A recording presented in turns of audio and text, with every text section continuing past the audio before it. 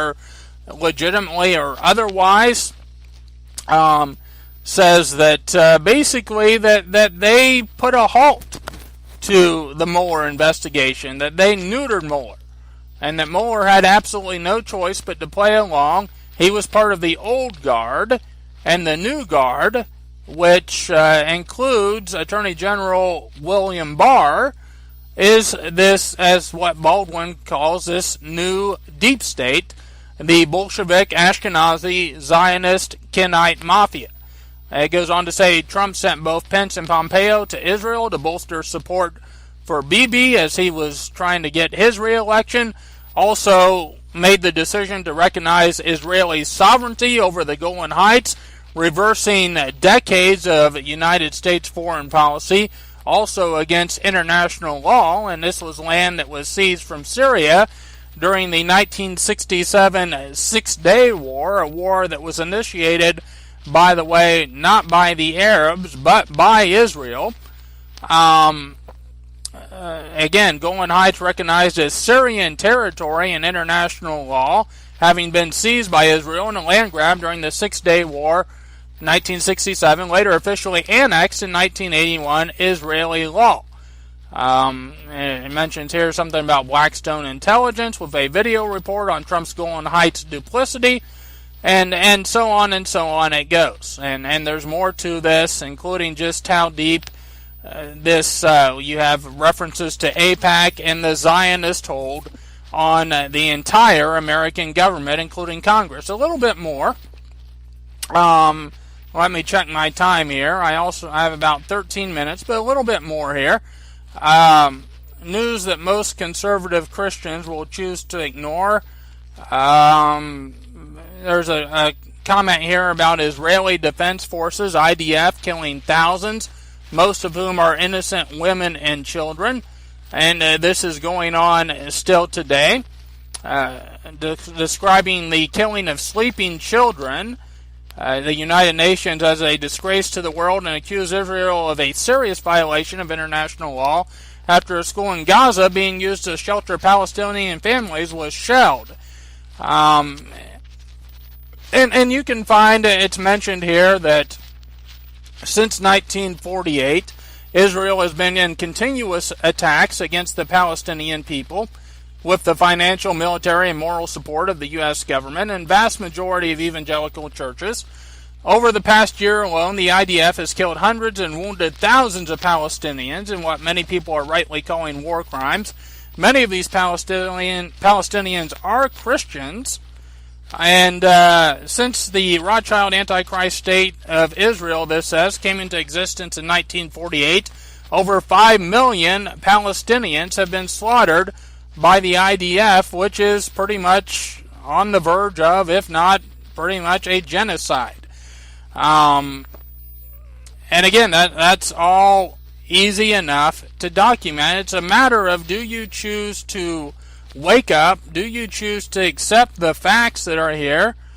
Do you choose to believe it? Now, in the time remaining, I just want to hit on some high points or some low points, some news that has come across. Actually, speaking of Palestinian Christians, I posted this on the American Faith Today Facebook page. I saw some people reacted to it.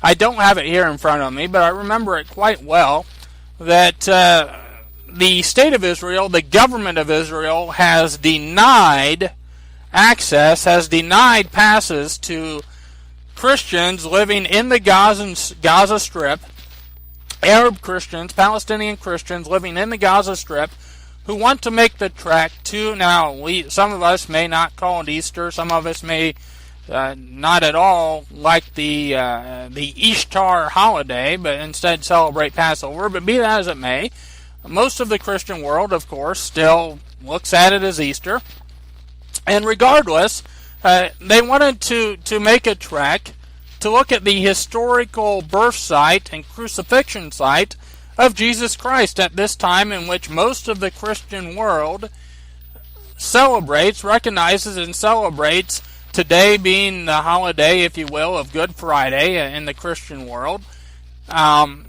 Sunday being, again, what many in church and Christianity consider Easter. but the crucifixion and the resurrection of Jesus Christ. And these Gazan Christians wanted to make the trek, wanted to make a pilgrimage to Bethlehem and to Jerusalem, and they were denied that. And these were not remotely terrorists. These were all people over the age of 55. They were given passes to go to Jordan, but they were denied access to the town of Christ's birth, Bethlehem, and to Jerusalem. That from the Israeli government. Now, some other stuff that has come out. You may have heard, obviously, that, and again, I don't want to get all flustered here as I'm running short on time. I'm kind of scrolling through some various stories. Here's one that I will post from the Jerusalem Post, just to kind of make reference to it. Trump announcing, and his administration saying that Israelis, as well as Americans, but specifically Israelis, should be immune from international criminal court prosecution. Now, he mentions Americans and our allies, but by name, he mentions Americans and Israelis. You no doubt heard, and if you didn't hear, here's another one. Again, I'll just mention these quickly. Omar Barghouti saying Israel enlisted Trump to ban me from America. He is a man who is boycott, divestment, and sanctions founder. Basically, he's one of them that is calling for a boycott of the Israeli government.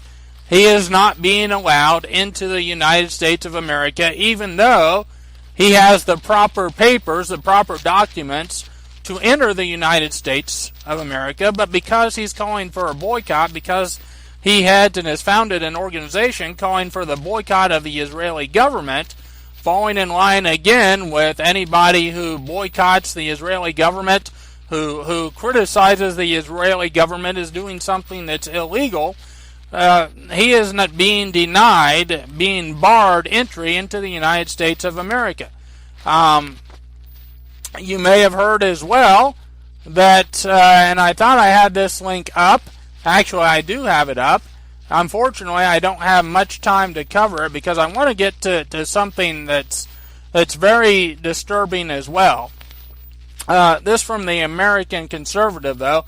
America just declared war on Iran and nobody blinked. And basically, this is when America declared the Iranian Islamic Revolutionary Guard Corps a terrorist group or a terrorist organization.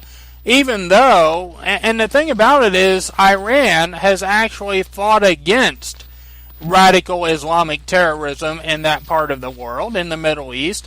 One of the greatest terrorist states that has promoted and has propagated and expanded it is one of our key allies, of course, not just Israel, but Saudi Arabia. But Iran, even the Iranian Republican Guard, or the Iranian, Revolutionary Guard Corps, even fought alongside. Americans were redeployed in Iraq to help defeat ISIS. They did so in concert with the Iranian Revolutionary Guard Corps. They were fighting side by side against ISIS, who we referred to as radical Islamic terrorists. And now we are declaring them, we have declared them to be a terrorist group, a terrorist organization. And there's a quote here. It says, the impetus behind Trump's decision is clear. Netanyahu acknowledged in a tweet to Donald Trump, "Thank you, my dear friend, President Donald Trump, for deciding to declare the Iranian Revolutionary Guard Corps as a terrorist organization. Thank you for answering another one of my important requests, which serves the interests of our country and the countries of the region. The other request being pulling out of the Iranian nuclear agreement." Now, and I posted on American Faith today as well, this from Mint Press News. It's from last December. Trump admits his Mideast policy guided by Israeli, not American interest. But something came up today, and I want to spend the remainder of my time, I got 5 minutes, I want to spend the remainder of my time on this. Let me just say this as well. Keep a close eye on Israel. Look at how everything is centered around Israel. Look at how we're talking about this peace agreement that has now been delayed, has been pushed back. I think it was maybe supposed to be presented this month or next month. It's now being pushed back to June. You've got the Palestinians that are saying it's a dead agreement, but Israel is trying to. They've had their election. They're trying to get their quote new government together. But there is much going on with Israel that you want to keep an eye on prophetically. But here we have the Sanhedrin. Now, do you know what the Sanhedrin was in biblical times? They were basically the religious council that played the key role in, obviously Pharisees, but the Sanhedrin that played a key role in crucifying Christ. And this actually from 2017, but I see more and more Facebook friends, including what was just posted to me today, talking about the Noahide laws. Sanhedrin calls on President Trump to uphold 7 Noahide laws. Now, these 7 laws, they come from the Talmud. Now, if you know anything about the Talmud, the Torah is the Old Testament. The Talmud is a paganistic, heathenistic, I'll even say satanic, Babylonian text, Babylonian book, that among other things, I believe they call Mary a whore. They say that Jesus Christ is boiling in human excrement. That's where they get these Noahide laws from. And so when you look at the Noahide laws and these 7 laws, do not deny God, do not blaspheme God, do not murder, do not engage in illicit sexual relations, do not steal, do not eat from a live animal, create legal system of justice. It sounds innocent enough, but keep in mind there's no record that God gave Noah a tablet or a set of laws. This, in effect, many have pointed out, replaces or seeks to replace the 10 Commandments of God, while under God's law in the Old Testament, say you had one who committed a crime, be it murder or whatever, it relied on at least 2 witnesses to be able to give testimony and to confirm that, yes, this is a guilty party. Under Noahide laws, you only need 1 witness. And keep in mind, again, these are not people that believe in Christ.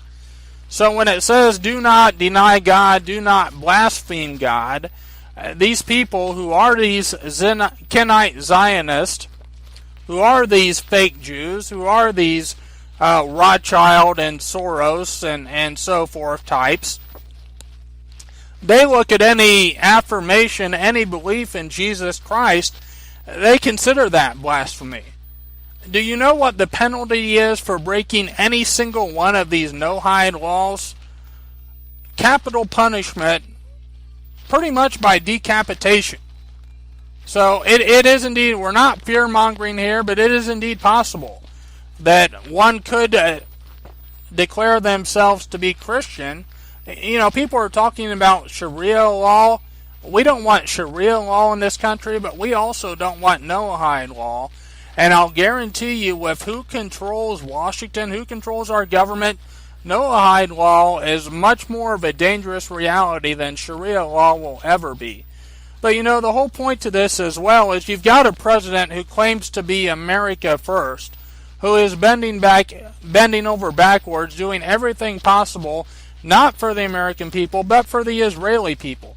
And look at one of the greatest offenses that just recently happened, and then I gotta close.